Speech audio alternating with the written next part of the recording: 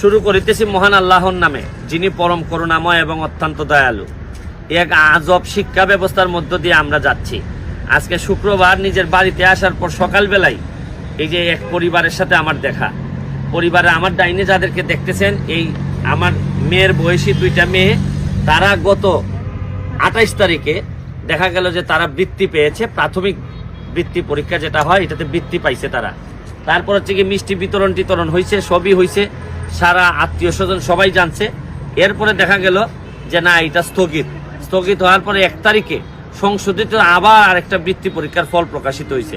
হওয়ার পর দেখা যায় এরা সহ বাংলাদেশের বহু বাচ্চারা বৃত্তি পান নাই, নতুনরা পাইছে, আবার অনেকে বাদ পড়ছেন, আবার কিছু পাইছেন, এইরকম ব্যালেন্স করে কিছু অনেক লোক বাদ পড়ে গেছেন। এখন তারা বলতেছেন, প্রাথমিক ও গণশিক্ষা মন্ত্রণালয় বলতেছেন যে এটা টেকনিক্যাল ভুলের কারণে এই কাজটা হয়েছে। যাই হোক, তাদের বিভিন্ন কারণ থাকতে পারে, কিন্তু আমার প্রশ্ন হচ্ছে গিয়ে যে কতটা বিবেকহীন হইলে এই বয়সে একটা বাচ্চা মেয়েদের মনে কি পরিমাণ প্রভাব পড়ছে, যারা বৃত্তি পাওয়ার পর পায় নাই, তাদের মুখে আপনারা শুনবেন, গার্জিয়ানদের মুখে শুনবেন যে কি ধরনের অবস্থাটা হয়েছে। আমি আপনাদের একটু জিজ্ঞেস করি, আপনার মেয়ে তো 28 তারিখে শুনলেন বৃত্তি পাইছে, এরপরে কি হইলো? আপনারা মোটামুটি আত্মীয় স্বজনদের জানাইছেন? হ্যাঁ, আবার বাতিল করছে আবার। হ্যাঁ হ্যাঁ,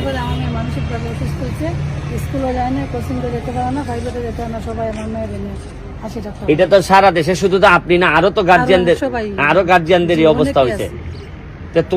তোমাদের কি খারাপ লাগছে না এই জিনিসটাতে? হ্যাঁ, এখন কি অন্যরা কি মানে তোমাদেরকে নিয়ে কি কিছু বলে? কিতা হয় তোমরা, মানে ওই যে কয় যে আগে বৃত্তি পাইছো এখন পাইছো না, এই ধরনের বলে যে তোমরা তো পাওয়ারই কথা না পাওয়ারই কথা ছিল আপনাদের। শুনেন, মানুষরে এই একটা দেশ যেখানে একেবারে প্রাথমিক অবস্থায় মানসিক ভাবে নষ্ট করে দেওয়া হয়, যাতে ভবিষ্যতে এরা অনেক বেশি চালাক হয়ে 2 নম্বরই যা আছে তা যেন করতে পারে। কারণ আজকে এদের সাথে যা হয়েছে, এইটা কিন্তু আমি আপনাদের বললাম যে এটার পরিণতি কিন্তু ভালো হবে না। এই পুরা দায়টা প্রাথমিক এবং গণশিক্ষা মন্ত্রণালয়ে নিতে হবে। এবং কত মানুষের হৃদয় ভাঙছেন আপনারা। শুনেন, একবার যখন মানুষ জানে যে বৃত্তি পাইছে, এরপরে যদি তার নামটা কেটে যায়, এটা বৃত্তি না পাওয়ার চেয়ে 3 গুণ বেশি কষ্ট এবং যন্ত্রণা দিবে এই মানুষগুলারে। এবং সারা জীবন এরা মনে রাখবে যে আশেপাশের লোকজন বলবে যে তোরা তো বৃত্তি পাওয়ার যোগ্যতাই ছিল না, তোদেরকে ভুল করে দিছিল, তোরা তো আসলে পাওয়ার কথা না।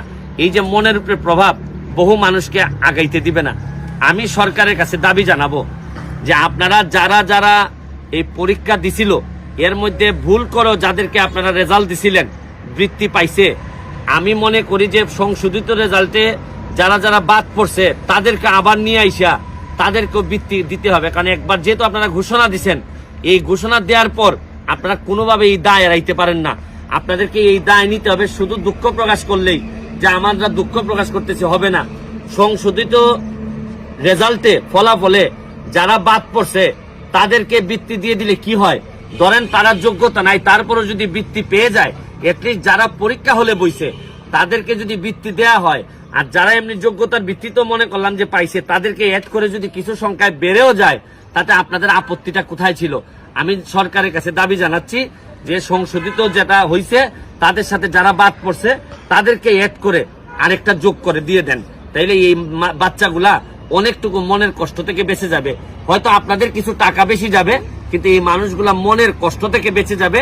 আর এক একটা দেশের এক একটা বাচ্চারে যেখানে আপনি খুশিতে আরো দিবেন, এইখানে আপনারা ভুলের দাবি করে এই বৃত্তিগুলা নিয়ে যাবেন, মানুষকে অসম্মান করবেন, এইটা বঙ্গবন্ধু বাংলাদেশে আমার কাছে মানানসই মনে হয় না। আজকের মতো বিদায় নিচ্ছি। ভালো থাকুন, সুস্থ থাকুন।